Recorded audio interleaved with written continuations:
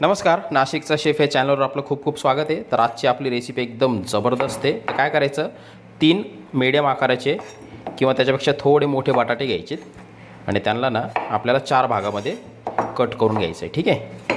आता एका पातेल्यामध्ये आपल्याला पाणी गरम करून घ्यायचं आहे आणि पाणी गरम झालं की त्याच्यामध्ये ना मीठ टाकायचं आहे. थोडं मीठ टाकून थोडं मिक्स करून घेऊ आणि हे कट केलेले बटाटे आपल्याला त्याच्यामध्ये टाकून उकडून घ्यायचे.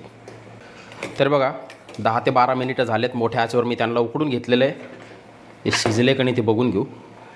हे एकदम परफेक्ट सॉफ्ट झाले ते बघा. आता यांना ना याच्यातलं पाणी नितळून घ्यायचं आणि हे काढून घ्यायचे, सेपरेट करून घ्यायचे. तर असे एका बाऊलमध्ये काढल्यानंतर ते गरम गरम आहेत तोपर्यंतच त्याला ना आपल्याला असं स्मॅशरच्या साहाय्याने स्मॅश करून घ्यायचे आहेत एकदम. त्याच्यामध्ये गुठळी वगैरे काही नको आहे बरं का. गुठळी असेल ना तर काढून टाकून द्या. तर बघा मस्त स्मॅश झालेत. याच्याऐवजी तुम्ही ना डायरेक्ट उकडलेले बटाटे असतात ना कुकरमध्ये, ते पण घेऊ शकता बरं का, काही प्रॉब्लेम नाही. आता त्याच्यात काय करायचं, 3 ते 4 हिरव्या मिरच्या छोट्या त्या एकदम बारीक कापून आपल्याला टाकून घ्यायच्या आहेत. त्याच्यात कोथिंबीर एकदम बारीक चिरलेली थोडी जास्त टाका बरं का. इथे माझ्याकडे थोडंसं दाणेदार वाटलेलं काळं मिर आहे, ते टाकायचं आपल्याला. अर्धा चमचापेक्षा कमी येते. थोडासा ओवा. हा आहे पेरी पेरी मसाला. हा कुठल्याही जनरल स्टोअरमध्ये तुम्हाला मिळून जाईल किराणाच्या. तो आपल्याला टाकायचा एक अर्धा चमचा. थोडंसं मीठ अगदी चवीपुरतं. अर्धा चमचा अद्रक लसणची पेस्ट टाकायची आहे. 3 ते 4 चमचे कॉर्नफ्लावर म्हणजे कॉर्न स्टार्च असतं ते टाकायचं आपल्याला. 3 ते 4 चमचे. ठीक आहे, जास्त नका टाकू. आता याला ना व्यवस्थित आपल्याला मिक्स करून घ्यायचं आहे, सगळं एकत्रित करून घ्यायचं आहे बढिया. कॉर्नफ्लावर जर आणखी थोडंसं लागलं तर ॲडजस्ट करून घ्या, फक्त खूप नका टाकू. याच्याऐवजी तुम्ही तांदळाचं पीठ पण वापरू शकता. तर बघा आता मस्त एकत्रित झालेलं आहे व्यवस्थित. आता हाताने त्याला आपल्याला एकत्र करायचं. याच्यामध्ये पाणी वगैरे काही टाकायची गरज पडत नाही बरं का. व्यवस्थित आता याच्यातल्या गुठळ्या वगैरे जर काही झाल्या असतील ना थोड्या, तर त्या अशा व्यवस्थित आपल्याला हातानेच हे करून घ्यायचं आहे. तर हे बघा 4 ते 4.5 चमचे आपला कॉर्नफ्लावर याला लागलेला आहे.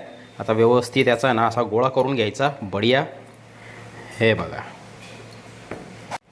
आता एक पोळपाट घ्यायचं, त्याला आपल्याला तेल लावून घ्यायचं आहे थोडं आणि हे बघा आता हे ना आपल्याला हाताने असं थोडंसं थापून घ्यायचं आहे. याच्या किनार वगैरे फाटलं तर टेन्शन घेऊ नका. थोडंसं आपल्याला ना थोडंसं फक्त लाटून घ्यायचं बरं का. खूप आहे ना पातळ नका करू.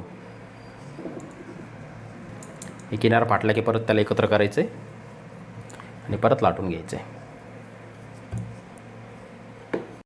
तर बघा थोडंसं जाडसर लाटून घ्यायचं बरं का, खूप पातळ नाही. आणि आता आपल्याला ना हे असं चाकूच्या सहाय्याने एक त्याचा चौकोन काढून घ्यायचा आहे